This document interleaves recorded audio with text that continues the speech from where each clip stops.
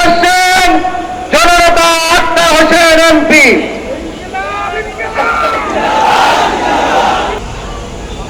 সংগ্রামী জনতা, জনগণের ভোটে নির্বাচিত হয়ে সরকার গঠন করা বৈধ,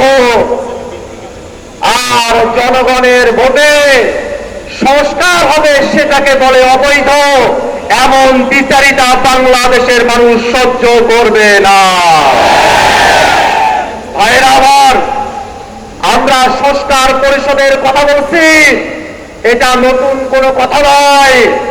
ঐক্যমত্য কমিশনে 30টির উপরে রাজনৈতিক দল একমত হয়ে সকলে এক কথা বলে সংবিধানের টেকসই পরিবর্তনের জন্য, সংস্কার সাধনের জন্য, সংস্কারকে টেকসই করার জন্য সংশোধনী নয়, সংবিধান সংস্কার পরিষদের বিষয়ে সকল রাজনৈতিক দল আমরা একমত হয়েছিলাম। কিন্তু দুর্ভাগ্যের বিষয়,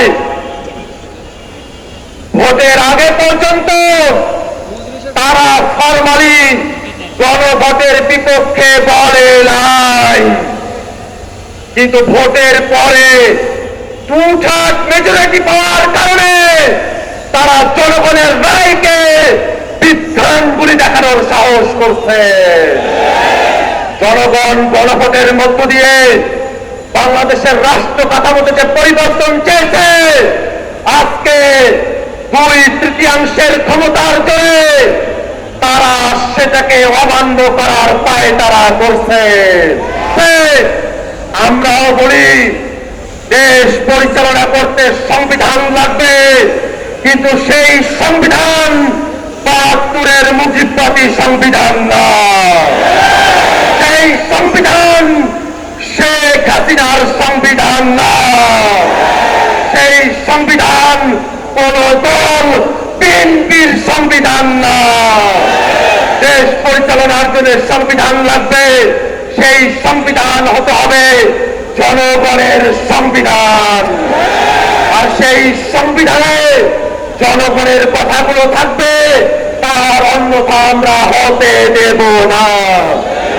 আমরা তো বুঝি আপনারা সংস্কার চান না, গণভোট চান না, তার পেছনের কারণ হলো আপনারা বাংলাদেশের রাষ্ট্র ক্ষমতাকে, বাংলাদেশের সাংবিধানিক প্রতিষ্ঠানগুলোকে এক ব্যক্তির পরায়ত্ত করে রাখতে চান। গণভোট মেনে নিলে সাংবিধানিক প্রতিষ্ঠানগুলোতে নিয়োগ স্বচ্ছ হবে, আপনাদের কর্তৃত্ব এককভাবে থাকবে না, সেই কারণে আপনারা গণভোট চান না।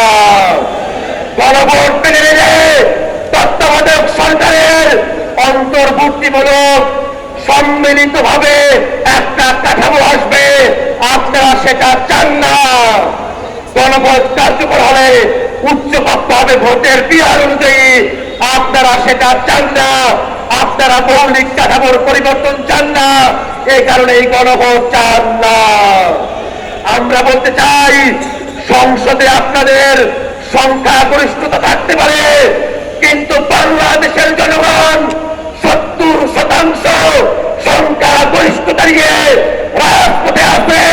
এই জনগণকে কোনোভাবেই অমান্য করে আপনারা টিকে থাকতে পারবেন না। আপনাদের পতন নয়, আপনাদের সুন্দর পদক্ষেপের অপেক্ষায় জাতিকে সাথে নিয়ে আমরা অপেক্ষা করছি।